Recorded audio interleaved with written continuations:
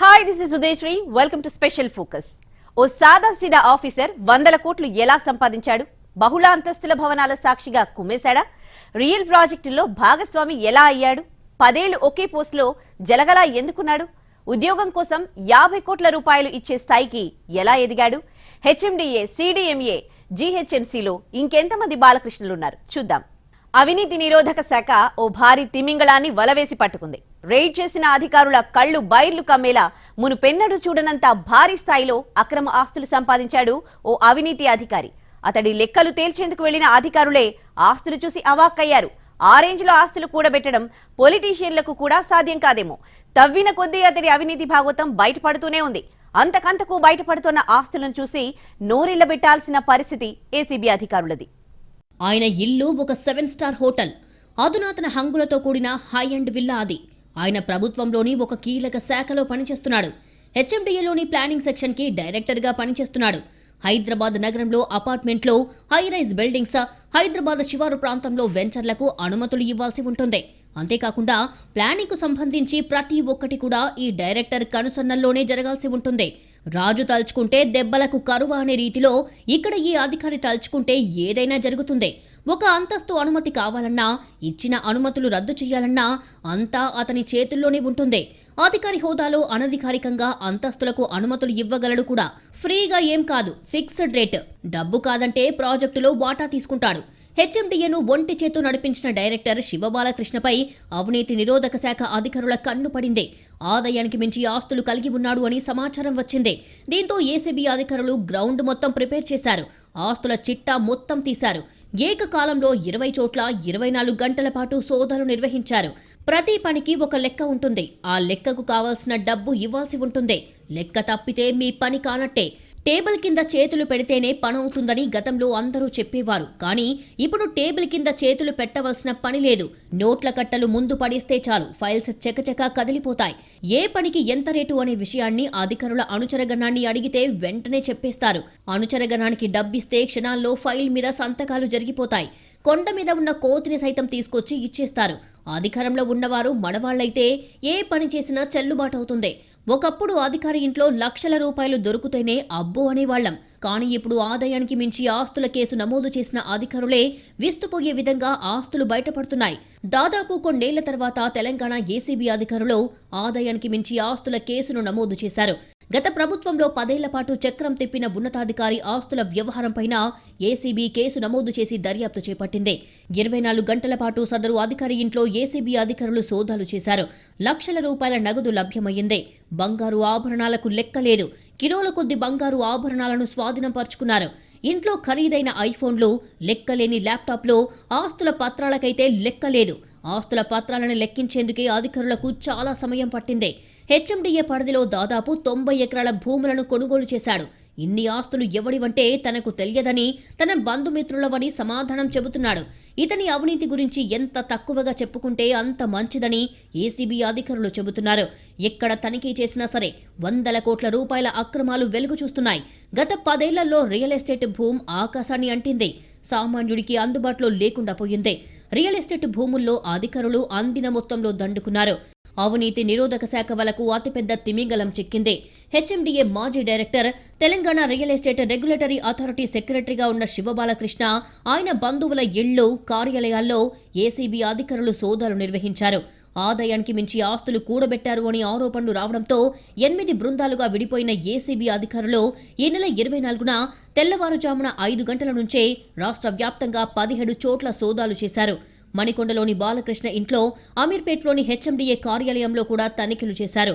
2018-2023 మధ్య కాలంలో HMDA planning విభాగంలో కీలక స్థానంలో పనిచేసిన శివబాలకృష్ణ అధికార దుర్వినియోగానికి పాల్పడడం ద్వారా కోట్లాది రూపాయల అక్రమ ఆస్తులు కూడబెట్టినట్టు ఆరోపణలు వచ్చాయి. శివబాలకృష్ణపై అనేక ఫిర్యాదులు రావడంతో ఏసీబీ అధికారులు రంగంలోకి దిగారు. ఏసీబీ జాయింట్ డైరెక్టర్ సుధీంద్ర ఆధ్వర్యంలో మణికొండలోని ఆయన ఇంట్లో సోదాలు నిర్వహించారు. శివబాలకృష్ణ ఇంట్లో ఏకంగా 20 మంది అధికారులు అన్ని మూలలా జల్లెడ పట్టారు. భారీగా స్థిర చరాస్తులను గుర్తించారు. పెద్ద సంఖ్యలో ఫ్లాట్లు, బినామీల పేరిట పెట్టిన ఇతర స్థిరాస్తుల డాక్యుమెంట్లో దాదాపు 80 లక్షల రూపాయల నగదు, భారీగా బంగారు, వజ్రాభరణాలు, వెండి, 15 వరకు ఐఫోన్లు, 100 వరకు వాచ్లను స్వాధీనం చేసుకున్నారు. 4 కార్లు, ల్యాప్టాప్స్, 5 కోట్ల విలువైన బంగారం గుర్తించారు. ఆయనకు పెద్ద సంఖ్యలో బ్యాంకు లాకర్లు ఉన్నట్లు ఏసీబీ అధికారులు గుర్తించారు. వాటిని తెరిస్తే మరింత భారీగా ఆస్తులు బయటపడవచ్చని ఏసీబీ అధికారులు అంచనా వేస్తున్నారు. తనిఖీలు పూర్తయ్యేసరికి ఆస్తుల బహిరంగ మార్కెట్ విలువ 500 కోట్ల రూపాయల వరకు తేలవచ్చని అంటున్నారు. బాలకృష్ణ ఇంట్లో క్యాష్ కౌంటింగ్ మిషన్ కూడా దొరికింది. దాన్ని బట్టే అర్థం చేసుకోవచ్చు అతను ఏ రేంజ్లో అవినీతికి పాల్పడ్డాడు. ఏసీబీ అధికారులు సోదాలు చేసిన సమయంలో శివబాలకృష్ణ, ఆయన కుటుంబ సభ్యులు ఏమాత్రం సహకరించలేదని అధికారులు అంటున్నారు. బినామీ ఆస్తుల పత్రాలకు సంబంధించి ప్రశ్నిస్తే శివబాలకృష్ణ సమాధానం ఇవ్వలేదు. ఆయన కారును కూడా అధికారులు క్షుణ్ణంగా తనిఖీ చేశారు. శివబాలకృష్ణ పెద్ద ఎత్తున పెండింగ్ ఫైల్స్ ను పురపాలక శాఖ ఉన్నతాధికారి అండదండలతో క్లియర్ చేశారని, పలు నిర్మాణ సంస్థల యజమానుల నుంచి భారీగా సొమ్ము తీసుకొని నిబంధనలకు విరుద్ధంగా అనుమతులు ఇచ్చారని ఆరోపణలు ఉన్నాయి. శివబాలకృష్ణ వ్యవహార శైలితో నష్టపోయిన కొందరు బిల్డర్లు ఏసీబీకి ఫిర్యాదు చేసినట్టు సమాచారం. ఆయనపై ఏసీబీ దాడి నేపథ్యంలో కొందరు టౌన్ ప్లానింగ్ అధికారుల్లో ఆందోళన కనిపిస్తోంది. ఆదాయానికి మించి ఆస్తులు ఉన్నట్టు ఫిర్యాదులు అందడంతో శివబాలకృష్ణపై దాడులు చేపట్టినట్టు ఏసీబీ జాయింట్ డైరెక్టర్ సుధీంద్ర వెల్లడించారు. బాలకృష్ణ 2018-2023 మధ్య హెచ్ఎండిఏ డైరెక్టర్గా కొనసాగారు. శివబాలకృష్ణపై ఆదాయానికి మించిన ఆస్తుల కేసు నమోదు చేశారు. ఆయన తన పదవిని ఓ సీనియర్ ఐఏఎస్ అధికారితో సన్నిహిత పరిచయాన్ని అడ్డం పెట్టుకుని ఏకంగా 500 కోట్ల వరకు అక్రమ ఆస్తులు కూడబెట్టినట్టు అంచనా వేస్తున్నారు. బుధవారం సాయంత్రం వరకు స్వాధీనం చేసుకున్న ఆస్తుల విలువే బహిరంగ మార్కెట్లో 100 కోట్లకు పైగానే ఉంటుందని చెప్తున్నారు. ఇంకా నిర్ధారించి విలువ తేల్చాల్సిన ఆస్తులు భారీగానే ఉన్నాయని అంటున్నారు. హెచ్ఎండిఏ డైరెక్టర్గా పనిచేసిన సమయంలో శివబాలకృష్ణ భారీగా అవినీతికి పాల్పడి అక్రమాస్తులు కూడబెట్టినట్టుగా ఫిర్యాదులు ఉన్నాయని అధికారులు పేర్కొంటున్నారు. శివబాలకృష్ణ హెచ్ఎండిఏలో భూ మార్పిడి వినియోగం, హైరైజ్ భవనాలకు అనుమతులు, కీలకమైన టౌన్ ప్లానింగ్కు సంబంధించి పోస్టుల్లో పనిచేశారు. ఈ క్రమంలో ఆయన ఉన్నతాధికారుల అండదండలతో కీలక పోస్టుల్లో ఏళ్ల తరబడి పాతుకుపోయి భారీగా అక్రమాలకు, అవినీతికి పాల్పడ్డారు అన్న సమాచారం మేరకు ఏసీబీ దాడులకు దిగింది. అత్యంత ఖరీదైన 50 వాచీలు, కట్టలుగా నగదు, ఆయన బీరువాలో 5 కిలోల బంగారు నగలు, 70 ఎకరాలకు సంబంధించిన భూముల పత్రాలు స్వాధీనం చేసుకున్నారు. శివబాలకృష్ణ తన అధికారాలను ఎలా దుర్వినియోగం చేశారు? ఏ ప్రాజెక్టులకు తన పదవీ కాలంలో అనుమతిచ్చారు? ఎవరి నుంచి ఎంతెంత తీసుకున్నారు? ఏ ప్రాజెక్టుల్లో బాలకృష్ణ పెట్టుబడులు పెట్టాడు? ఎవరి అండ చూసుకుని ఆయన రెచ్చిపోయారు? ఏ కంపెనీలో ఆయనకు భాగస్వామ్యం ఉంది అనే విషయాలపై ఏసీబీ అధికారులు ఫోకస్ చేశారు. అన్ని లెక్కలు తేల్చే పనిలో నిమగ్నమయ్యారు. హైదరాబాద్ నగరాన్ని మరింతగా విస్తరించాలని ప్రభుత్వం హెచ్ఎండిఏని నెలకొల్పితే అందులో పనిచేసే ప్లానింగ్ అధికారులు అక్రమ సంపాదనకు అలవాటు పడ్డారు. తమ అధికారాన్ని అడ్డంగా దోచుకోవడానికి అనుకూలంగా మలుచుకుంటున్న పరిస్థితులు నెలకొన్నాయి. హెచ్ఎండిఏలో ప్లానింగ్ డైరెక్టర్గా చేసిన అధికారులు వరుసగా ఏసీబీకి పట్టుబడుతున్నారు. గతంలో హెచ్ఎండిఏ ప్లానింగ్ డైరెక్టర్గా ఉన్న కట్టా పురుషోత్తం రెడ్డి 2018లో ఏసీబీ అధికారులకు పట్టుబడ్డారు. అతని వద్ద దాదాపు 400 కోట్లకు పైగా అక్రమ ఆస్తులు ఉన్నట్లు గుర్తించారు ఏసీబీ అధికారులు. ఇక తాజాగా శివబాలకృష్ణ ఇంట్లో ఏసీబీ తనిఖీలు చేయగా సుమారు 4 నుంచి 500 కోట్ల స్థిరచరాస్తులు గుర్తించారు. Telangana real estate regulatory authority కార్యదర్శి శివబాలకృష్ణ అక్రమాస్తుల దర్యాప్తు క్రమంలో విస్తుపోయే విషయాలు వెలుగులోకి వస్తున్నాయి.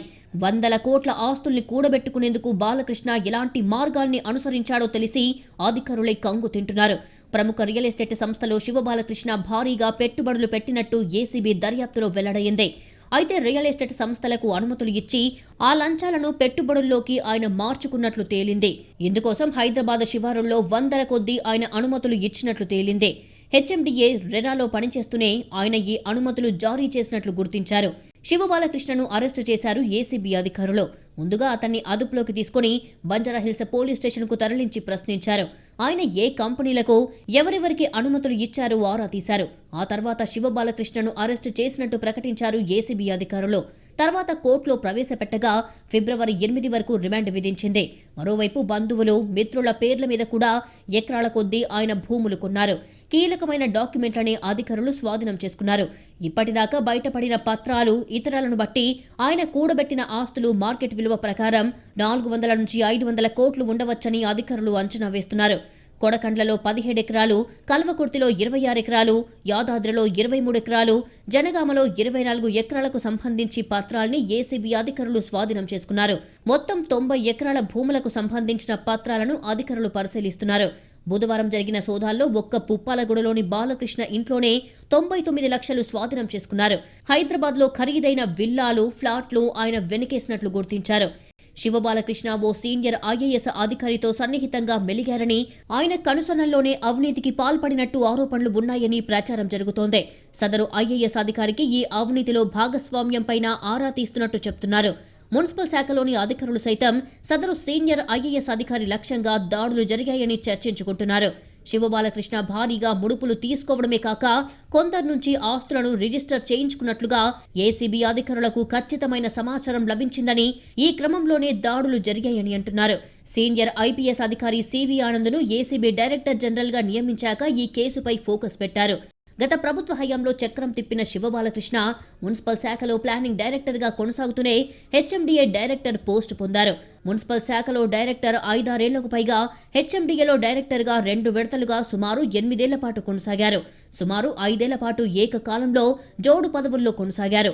ఆ సమయంలో ఆయన అమీర్పేట్లోని తన కార్యాలయానికి అప్పుడప్పుడు మాత్రమే వచ్చేవారు.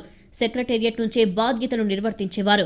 శివబాలకృష్ణ చేపట్టిన 2 పదవులు అత్యంత కీలకమైనవి కావడంతో రాష్ట్ర వ్యాప్తంగా బహుళ అంతస్తుల భవనాలు, భారీ లేఅవుట్ల అనుమతుల విషయంలో ఆయన ప్రముఖంగా వ్యవహరించారు. మాసప్ ట్యాంక్ ప్రాంతంలోని ఆఫీసుల్లో రాత్రులు సైతం డెవలపర్లతో భేటీలు జరుపుతూ అక్రమంగా అనుమతులు ఇచ్చి లబ్ధి పొందారు అనే ఆరోపణలు ఉన్నాయి. హెచ్ఎండిఏలో 4 జోన్లు ఉన్నాయి. అవి శంకరపల్లి, శంషాబాద్, మేడ్చల్, ఘట్కేసర్. ఒక్కో డైరెక్టర్ 2 జోన్ల పరిధిలో భవన నిర్మాణ, లేఅవుట్ అనుమతులు ఇవ్వాల్సి ఉంది.